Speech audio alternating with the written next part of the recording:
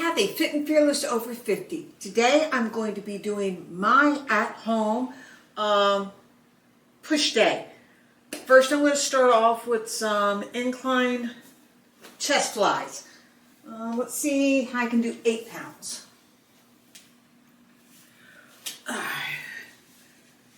Get a bench or an upside down chair, put it at about 45, get your weights, and just lower your arms and then raise them back. Raise them up about chest high and just let them fall down. Just past your body and you can feel the stretch. 2, 3, 4, 5, 6, 7, 8, 9, 10. All right. Was 8-pounders, right? Yeah. I'm also still testing out my app. I'm going to be doing that for the next week and a half. I hope to have it released by Halloween. This is going to be part of the gym step here. But I have small steps, step 1, step 2, step 3. Those are for beginning strength training and up. And then I have the gym step for the people who go to the gym, and then a yoga step. But what I'm doing today is my at-home push. I will stop this after each 3 exercises. I do a total of 9, and I do 3 sets, but I do them back to back to back. Like I'm going to do 2 more sets of chest flies. I like that way better. A lot of people like to do all exercises one time and then go back and do another round. I think since I work out at the gym and COVID and going around to the machines and cleaning it made that hard to do. So I find I like this way. But you do what works best for you. Also, I do a 90-second wait between them, and we're down to 7, 6, 5. All right. So, like I said, arms up right above my chest, and then I bring my arms down. The elbows can stay bent slightly, not totally bent, but you're trying to open up your chest and then use your chest muscles to close it up. 2, 3, 4, 5, 6, 7, 8, 9, 10. All right. There's the second set. And do what weight works best for you. Do a weight that you can do at least 6. But if you can do 12 and feel like you can still do some more, it's time to go up a little bit. You want to use it ideally that the last two reps are pretty hard. That's kind of how you want to judge it, and that's how you decide which weight is right. I've talked to other people who work out, both at gym and at home, and I don't know what it is. I'm going to figure it out.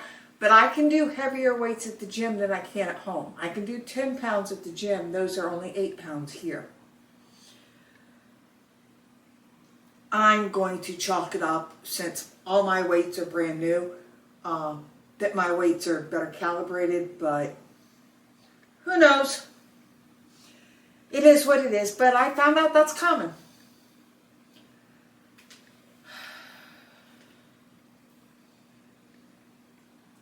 and the rest period, you got to do what's best for you. Generally for me, the heavier the weights, like legs, I'm up to almost 2 minutes. But core, I'm only, because I don't do many weights in core, it's just body weight. I only do about a minute. So you got to do what finds best, what works best for you. And it getting beat.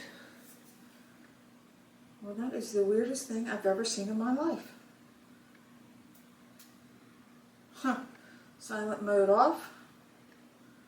Turn it up. All right, one more set. Arms up.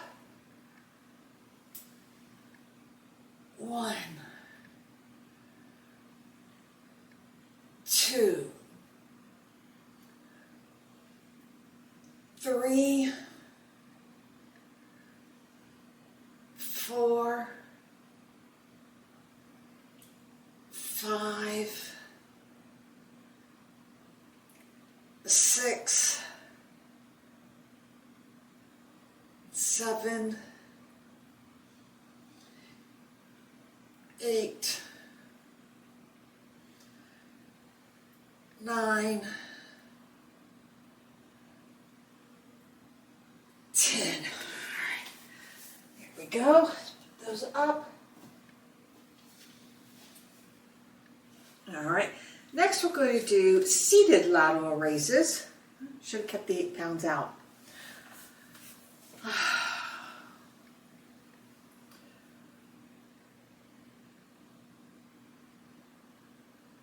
So we're going to be doing, for the first set of 3, is going to be incline chest flies. We just finished up. Seated lateral raises, and then we'll do some shoulder presses. I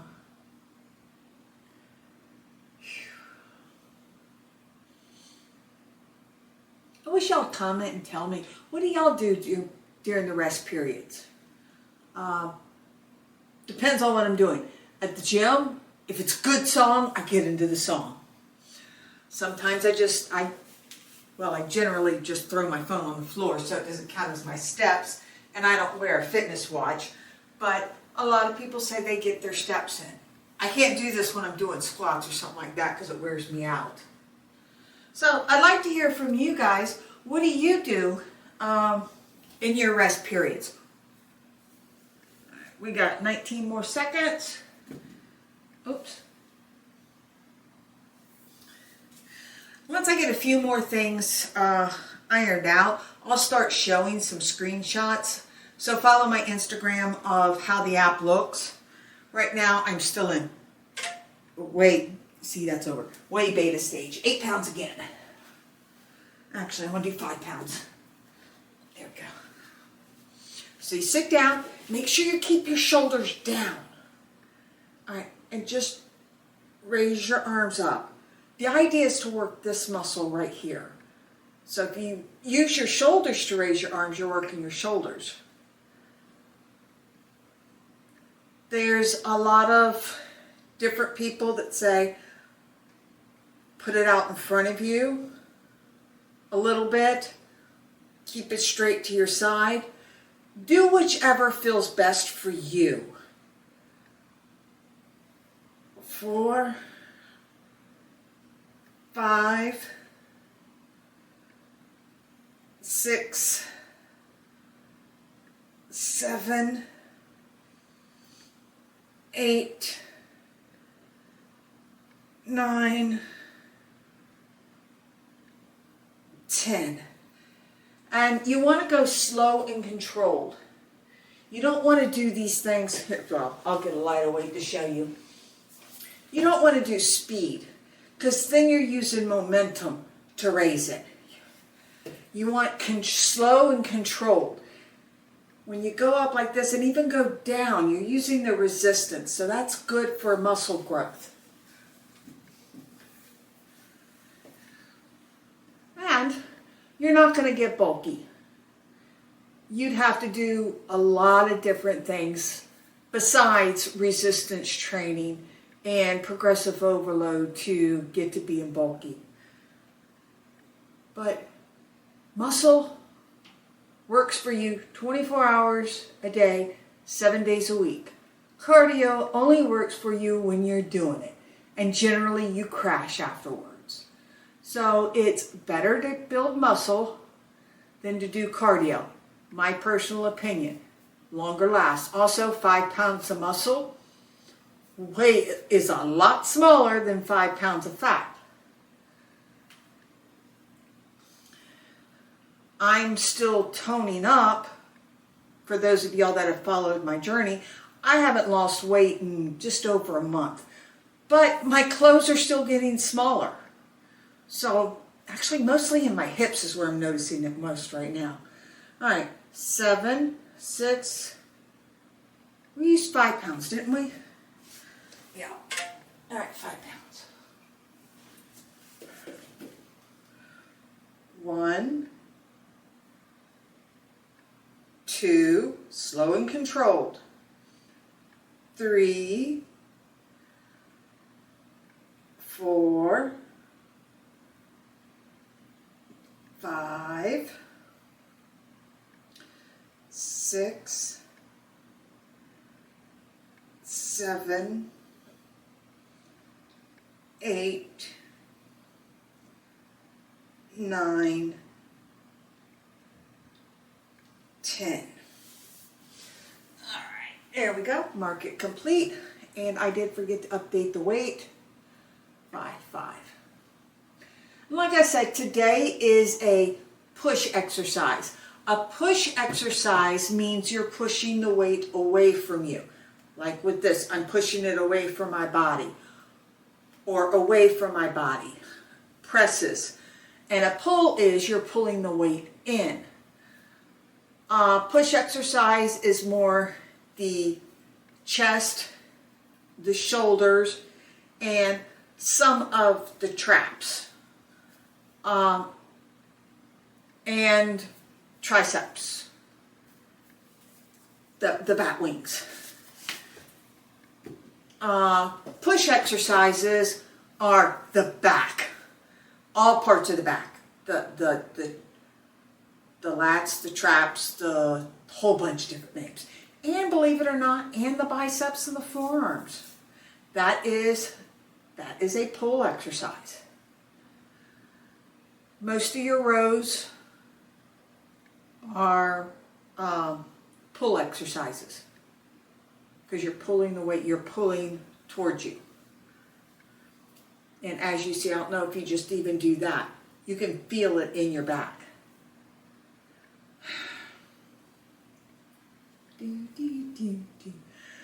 6, 5, 4, 3, 2, 1, beep. All right, last set. 1, 2, 3, 4, 5, 6, 7. I feel like I'm going too fast. 8, 9, 10. All right, there we go.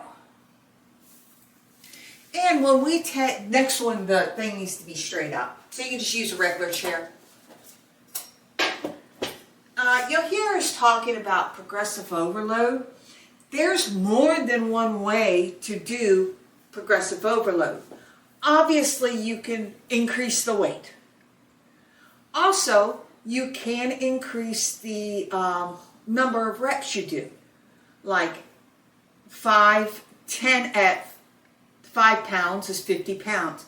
If I do 15, that's going to be 75 pounds. So I'm increasing the load that I'm doing. You can also slow it down. The slower you go, the more resistance you have. Those are just 2 other ways. I was researching the other day and I found out there's 11 ways. But those are the 3 main ones. The speed, the number of reps, actually 4, the number of sets, you could do 4 sets instead of 3 I'm I'm working on seeing if the app will tell us that I'm building, will tell you the total weight that you did for that set. And that'll tell you if you've done some overload. Last time you did 26,000 pounds and this time you did 27, you overloaded. All right, so now we're going to do shoulder press. Last time I started with 8s and had to up it to 10s. So you sit down, back straight. That's why you want the back up, because you want the back straight. All right, weights by your side, in slightly. Not this way, but just slightly turned in. And just raise over your head. 1, 2, 3, 4, 5, 6, 7, 8, 9, 10. And these were 8-pounders, not 12-pounders. 11, 12. So I did a few more reps. So I marked that as 8 and 12. Start the timer. Let's go ahead and pull the 10-pounders out. And anything you see here is also on my website. You'll never guess my website's name, www.fitandfearless.com. There's a recommended gear page and everything, even the little tapestry, should be on my website. Even some of the stuff, I don't know if y'all can see the kettlebells over there. And I have sets of dumbbells, 3, 5, 8, 10, 12, 15, 20. And I have a single 25. Those are what I have now. I have some adjustable dumbbells where I can make up to 50 pounds.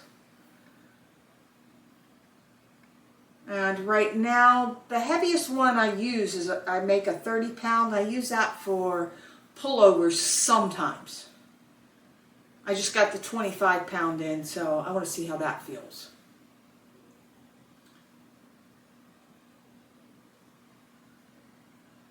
But let me know what you like. Do you like dumbbells or kettlebells? Do you like resistance bands? Do you like barbells? Everybody has a preference. All right, let's get ready. These are now the 10-pounders. Remember, back straight. All right, go and tilt just ever so slightly in, and just push up. 1, 2, 3, 4, 5, 6, 7, 8, 9. Let's see if I can do 12, 10, 11, 12. All right, I did 12 of the 10-pounders. I did 15 to 12. Let me see if I can do, these are 10-pounders. Next set, I'm going to see if I can do 12s. And if you notice, you'll notice it on you and you'll notice it on me. When you go up or to whatever you do with the dumbbells, your arms are not quite the same strength. That's why it's better to master dumbbells with your form before you go over to barbells, because it's just not the same. So that's why I like working with dumbbells, so I can get my sides evened up. I had a bad injury on my left side, so my left side is weak. Got to train the shoulder, got to train everything. But these are things you learn through the courses I've taken, the research I do, and just experience.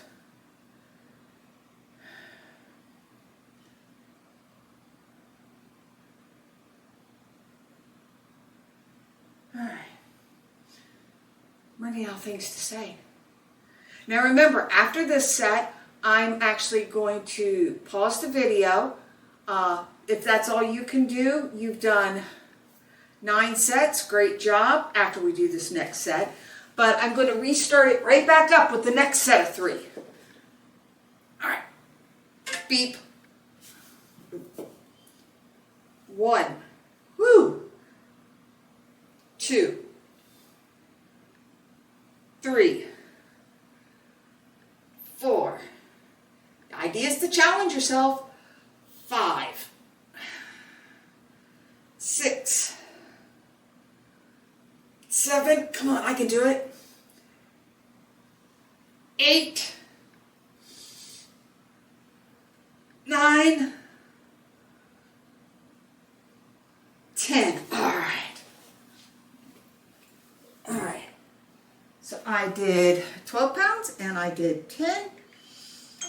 All right. See, I did my best ever. Thank you for joining me. I hope you stick around for part 2.